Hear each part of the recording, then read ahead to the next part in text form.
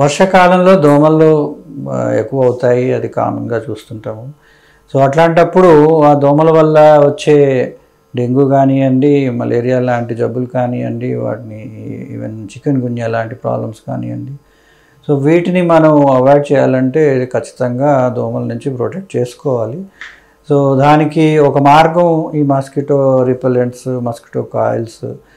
So దీనివల్ల కొంతవరకు దోమల్ని control చేసే అవకాశం ఉండవచ్చు. కాకపోతే దానివల్ల కొన్ని నష్టాలు కూడా ఉంటాయి.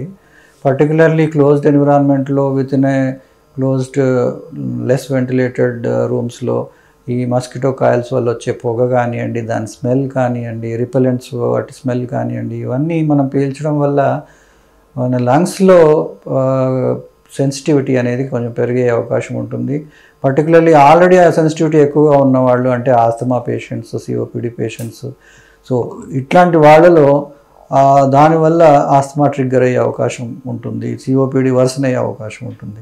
సో ఆ సెన్సిటివిటీ ఉన్న వాళ్ళకి ఖచ్చితంగా అది అవాయిడ్ చేయాలి. సో ఎవరి ఫ్యామిలీస్లోనైతే ఆస్తమా పేషెంట్స్ ఉంటారో, ఏదైనా స్మోకర్స్ విత్ సిఓపిడి లంగ్స్ వాళ్ళు ఉంటారో, సో అట్లాంటి వాళ్ళు ఖచ్చితంగా ఈ మస్కిటో కాయిల్స్ని కానీ రిపెలెంట్స్ కానీ యూజ్ చేయకపోవడమే మంచిది.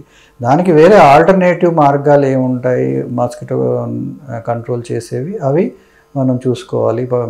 మెషులు వాడడం కావచ్చు, మస్కిటో నెట్స్ యూజ్ చేయడం కావచ్చు, ఎనీ అదర్ వేరే రకమైన మార్గాలు దేంట్లో అయితే మనకి ఈ రిపెలెంట్స్ వల్ల, ఆ మస్కిటో కాయిల్స్ వల్ల వచ్చే పొగ కానివ్వండి, స్మెల్ కానివ్వండి, ఇట్లాంటివి ఎక్స్పోజ్ అవ్వకుండా ఇంకే రకమైన మార్గం ద్వారా మస్కిటోస్ని కంట్రోల్ చేయగలం అనేది చూసుకోవాలి.